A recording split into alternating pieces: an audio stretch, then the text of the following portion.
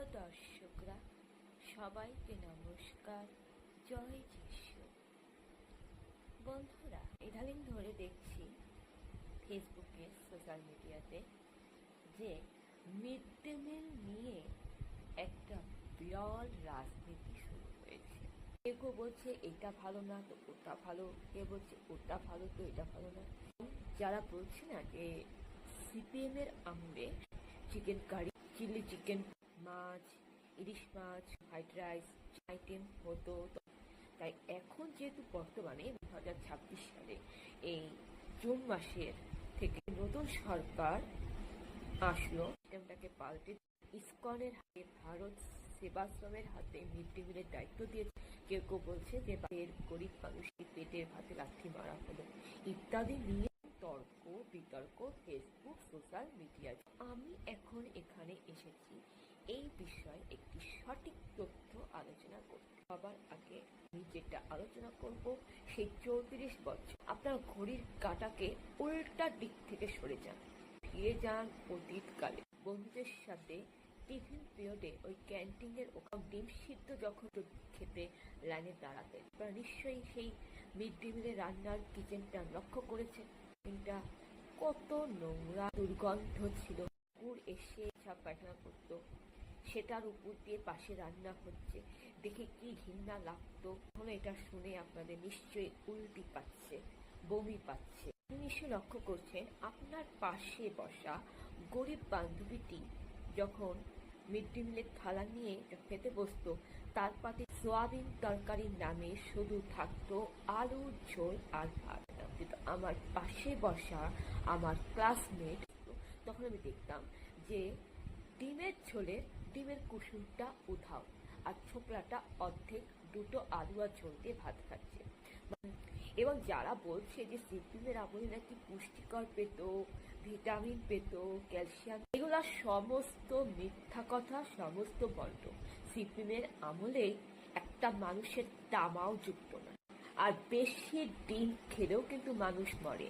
যতদূর জানি ডাক্তাররা, মেডিকেল সায়েন্স বলে যে অতিরিক্ত ডিম খেলে নাকি কোলেস্টেরল হয়। আবারও আমার লিভারের সমস্যা ছিল, liver chronic disease, fatty liver, doctor ডিম খেতে বারণ করেছে। জলের অপর নাম জীবন।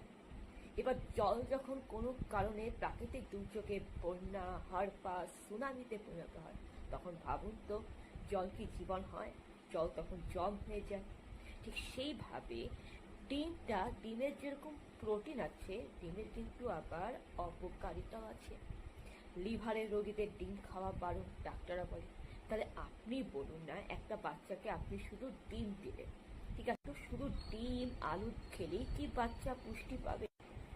Iron, vitamin, calcium, magnesium, potassium, zinc, এগুলোর কি কোনো প্রয়োজন নেই? শুধু প্রোটিনেই যথেষ্ট? আপনি তো বাচ্চাদের গার্জেন, আপনি তো দিদিমণি, আপনি তো বুঝবেন, আপনি তো ডাক্তার, না বুঝবেন যে একটা বাচ্চাদের শরীরে শুধু প্রোটিন খেলেই চলে না, বাচ্চাদের ক্যালসিয়ামের দরকার, ভিটামিন দরকার। অর্থাৎ এটা যুক্তি দিয়ে বুঝতে গেলে দেখা যায় যে সিপিএমের আমলে স্কুল ছাত্রছাত্রীরা কোনো ভালো খাবার পেত না। ডিম শুধুমাত্র ভালো খাবার হতেই পারে না, ডিমের কিন্তু আবার অপকারিতা আছে। যেটা আমি বললাম, আমি যে কথাগুলি বলছি, আমি সেই সরকারি স্কুলে, সেই বাংলা মিডিয়াম গভর্নমেন্ট সরকারি স্কুলে মিড ডে মিল দেওয়া স্কুল থেকে কিন্তু আমি বোর্ড এক্সাম, মাধ্যমিক পাশ করেছি এবং উচ্চ মাধ্যমিক পাশ করে স্কুলের গণ্ডি পার করেছি। তাই আমি যেগুলো বলছি আমার নিজের চোখের দেখা অভিজ্ঞতা থেকে আমি এই কথা বলছি। ওই সময় সিপিএম এর আমলে কি নোংরা, বাপরে বাপ। আর রান্না করছে মানে কি বলবো, চুল ছেড়ে রান্না করছে, খাবার পাতে না চুল পড়ে যায় বাচ্চাদের, চুল ছেড়ে রান্নাঘরে যাচ্ছে, চুলের মধ্যে হাত দিচ্ছে একজন রান্নার মাসি, বাবা চুলে তেল লাগাচ্ছে, হাত দিচ্ছে, নিজের চোখে দেখেছি। বাসন গুলা নোংরা, ঠিক মতো মাজে না। তো ওটা দেখে না আমাদের কেমন গা কুলাইতো।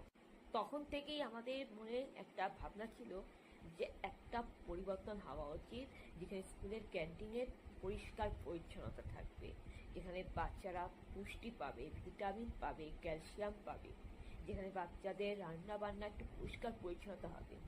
আর ডিমের ঝোল দেওয়ার নামে তো ভালো ডিমই পর্যন্ত পেত না, কুসুম পেত না। স্কুলে দিদিমণি বলতো যে রান্না যখন ভালো না তখন তোমরা এটা খাচ্ছ কেন? তারা বলতো, দিদিমণি আমরা না খেলে যে আমরা বাঁচবো না, এটার উপরে আমরা নির্ভরশীল। আমরা যদি রান্না যতই খারাপ হোক আমাদের খেতেই হবে। একবেলা খেতে পাই, একবেলা খেতে পাই না, নুন আনতে পান্থা ফুরোনো। স্কুলে পড়তে আসি, লেখাপড়া শিখবো, স্বপ্ন আছে। নিজেদের ইচ্ছা মতো বলতো যে তারা স্কুল টিচার হবে, কেউ ডাক্তার হবে, কেউ ইঞ্জিনিয়ার হবে, এবং তারা মা বাবা পাঠাইতো তাদেরকে যে তাদের ছেলে মেয়ে তো একবেলা হলেও দুমুঠো অন্ন খেতে পাবে। এটা শুনে দিদিমণির চোখে খুব জল এসে গেল। আমাদের অভিজ্ঞতার কথা বলছি, আমার জীবনে স্কুল লাইফে তাদের সেই সরলতা দুর্বলতার সুযোগ নিয়েছিল সিপিএম সরকার। তো আমার গরিব সহপাঠী বন্ধু বান্ধবী না কোনো প্রোটিন পেত, না কোনো ক্যালসিয়াম পেত, না কোনো আয়রন পেত, কিচ্ছু পেত না, শুধু আলু আর ভাত। এটা হচ্ছে সিপিএম সরকারের আমলে। এবার আপনারা ওই অতীত কাল থেকে আপনারা বর্তমান যুগে আসতে থাকুন, ঘড়ির কাঁটাকে আবার সোজা পথে ঘুরিয়ে নিন। 2026 সালে এই জুন জুলাই মাসে বাস্তব জীবনে চলে আসুন। দেখুন এখন সরকারের পরিবর্তন হয়েছে, বাংলায় মোদী সরকার। আর এখন স্কুলের মিড ডে মিলের দায়িত্ব দেওয়া হয়েছে ইসকন মন্দির ভারত সেবাশ্রম। আর আপনারা দেখুন কতটা পরিষ্কার পরিচ্ছন্ন, এবং ইসকনের মেনু চার্টটা দেখুন। সপ্তাহে একদিন লুচি, ঘুগনি, মিষ্টি পাচ্ছে, আম পাচ্ছে, একদিন খিচুড়ি খেতে পাচ্ছে, পায়েস পাচ্ছে, একদিন পনির, ধোকার ডালনা, পোলাও খেতে পাচ্ছে। খুব সুন্দর পরিমাণে প্রোটিন, ভিটামিন, আয়রন, পুষ্টিকর খাবার পাচ্ছে। তাহলে বন্ধুরা, যেভাবে স্কুলের মিড ডে মিল খাবার নিয়ে রাজনীতি শুরু হয়েছে, যেভাবে বলা হচ্ছে যে সিপিএমের আমলে ভালো খাবার চলতো এবং বর্তমানে নাকি সরকার এসে বাচ্চাদের পুষ্টি কেড়ে নিয়েছে, আবার কেউ বলছে যে ইসকনের খাবার ভালো, আগের ডিম খাওয়া ভালো না, এই নিয়ে যে তর্ক বিতর্ক শুরু হয়েছে, আমি শুধু একটা কথা বলতে চাই যে বন্ধুরা, একটা মানুষ কিন্তু পৃথিবীতে কি খাবো কি পড়বো বলে জন্মায় না। স্কুলটা হচ্ছে শিক্ষাক্ষেত্র। স্কুলে মানুষ আসে মানুষের মতো মানুষ হতে, সঠিক জ্ঞান লাভ করতে, শিক্ষা লাভ করলে। মথলিখিত সুসমাচার পড়ুন, সেখানে আপনারা দেখতে পাবেন খ্রিস্টপ্রভু যিশু তার শিষ্যদেরকে বলছে, জীবনে কি খাবো কি পড়বো বলে দুশ্চিন্তা করো না, তার চেয়েও বেশি দামি। রাস্তায় ফুটপাতের ভিখারির দিকে তাকাও, কই তারা তো একবেলা খেতে পায় না, তবু তো তারা বড় হচ্ছে, আমরা কি তাদের চেয়ে খুশি নই? এটা দেখে আমাদের শিক্ষা লাভ করা উচিত। আরেকটা চিরন্তন সত্যি কথা বলবো, যে আপনারা বলেন না যে গরিব বাচ্চারা স্কুলে পড়তে আসছে, তারা বেশিরভাগ চা বাগান থেকে আসে, গ্রামের থেকে আসে। তো যারা চা বাগান থেকে আসে, যারা গ্রামের থেকে আসে, এবং যাদের মা বাবা বাড়িতে গিয়ে ডিম ভাত, মাছ মাংস খেতে পায়,